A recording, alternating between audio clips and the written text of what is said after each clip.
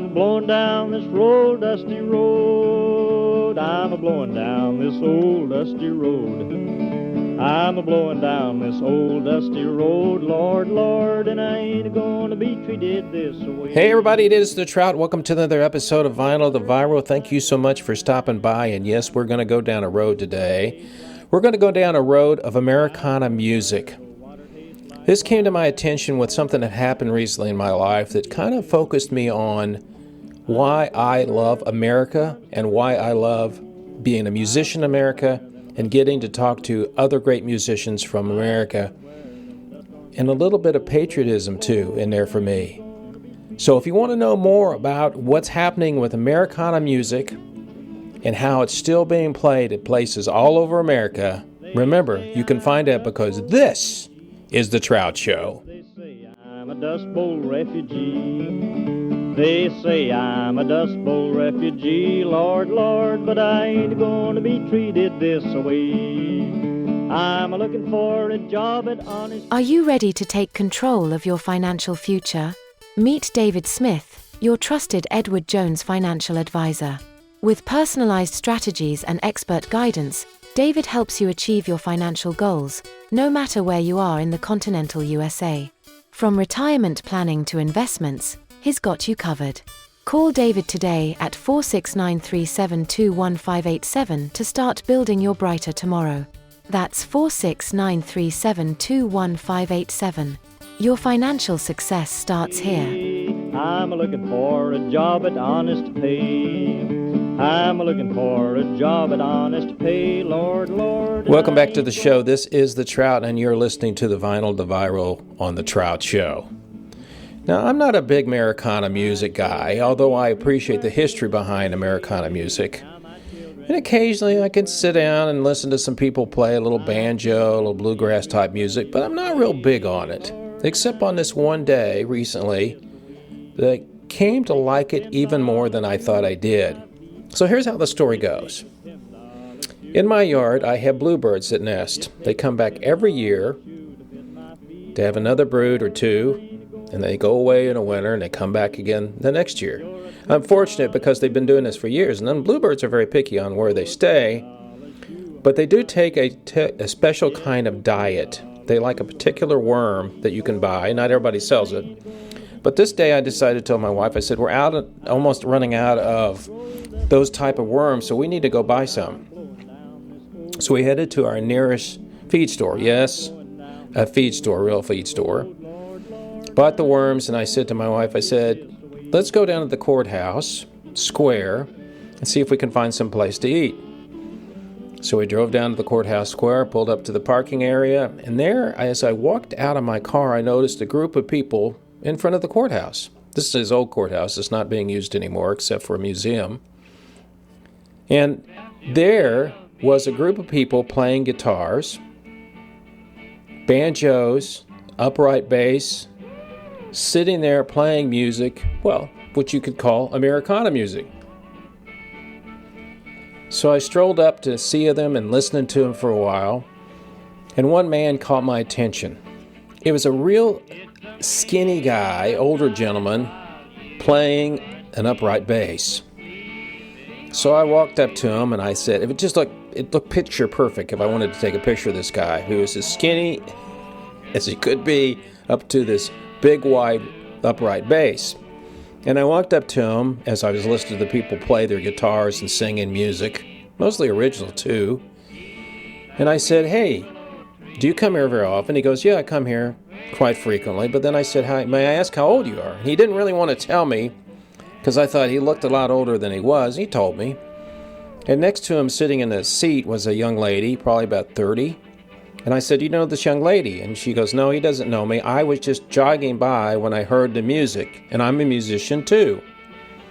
So we had a conversation. I brought my wife over, and I said, you know, this is really kind of cool. And I listened to people. I mean, most of the people there were probably over 60, majority of them.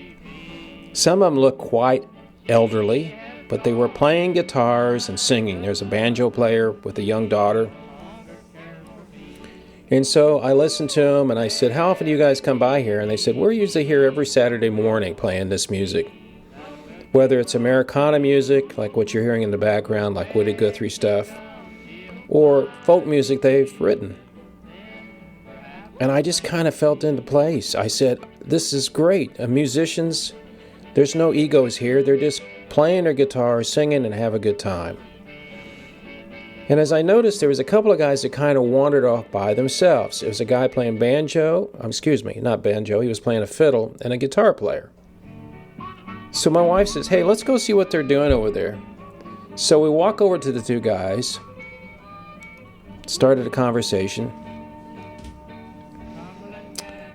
and I said, what do you guys do here all the time? And they go, we come every Saturday when we can and play. These two guys knew each other for a long time. One was a retired professor. He's a creative arts professor. And the other gentleman, who was still in practice, he was a psychologist. He was playing guitar. And we just kind of talked about music in general, what they played. And I said, well, I'm a music producer, and I grew up playing the blues. And the fiddle player jumped into playing a blues lick. It was quite remarkable. And we had a conversation about music and a little bit about life. And I kind of was in a moment where I thought, this is one of the coolest things where I could sit up here, stand up here, and talk to people that are just ordinary people enjoying American music. So we had a conversation. They asked me what I did. I told them more about what I did. They told me what they did. And I thought, my wife says, well, you need to come up here and play your guitar. And I thought, maybe I should do that sometime. But I just kind of felt this warmth over me of older people enjoying American music. No amplifiers, no microphones. Probably a little bit like it used to be in the old days where people sat down and talked and played music. So at that moment, after a while we were there, I said, let's go get some lunch. And I strolled across the street to a restaurant. And as I walked in, I heard more music playing. And I thought, is that something recorded, or is that somebody here? And I peeked around the corner and I saw two musicians playing, both probably late 50s, maybe even the 60s. One was playing a clarinet and saxophone and a flute, and the other one had an electric guitar playing jazz chords. And I thought, wow, this is just an incredible experience to enjoy Americana music, then come to eat, and these guys were playing like jazz music. And the reason why this is important to me is because I'm a patriot guy. I like talking about the 4th of July. I think it's because I grew up in a situation where we were taught about that. They don't seem to have that much going on in classes like they used to. Maybe it's because my dad was a World War II vet. He fought in the Battle of the Bulge. And my wife's parents both fought in World War II. In fact, her dad was a person that was at D-Day on Normandy. Those patriot roots go way deep, I think, in both of us. But that's what made me think about American music when I sat there and listened to these people play, whether it was in the restaurant or whether they sat in front of a courthouse and strummed and played. And two things happened then at the same time, I thought. One, a bunch of people get together with their instruments and play music. And number two, they can do that anytime, any place they want to, because this is America. I kind of think I looked at America in its face that day and enjoyed the moments with those people I may never see again, but I will never forget those moments when they were doing that music and I was thinking about how great it is to be an American.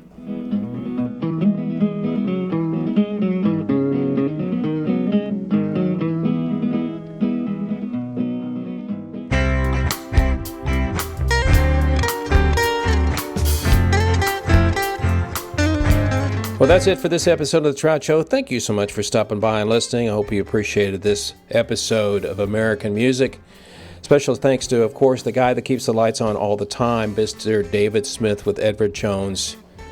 Always a strong supporter of The Trout Show. For more information about The Trout Show, you know where you can find it. Just go to my website at thetroutshow.com.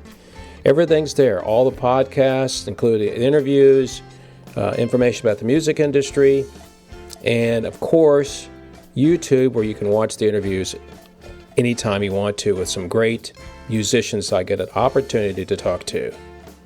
And also, my music is there that I produce. So until next time, people, you know what I always say. It's only rock and roll. But I love it. See ya.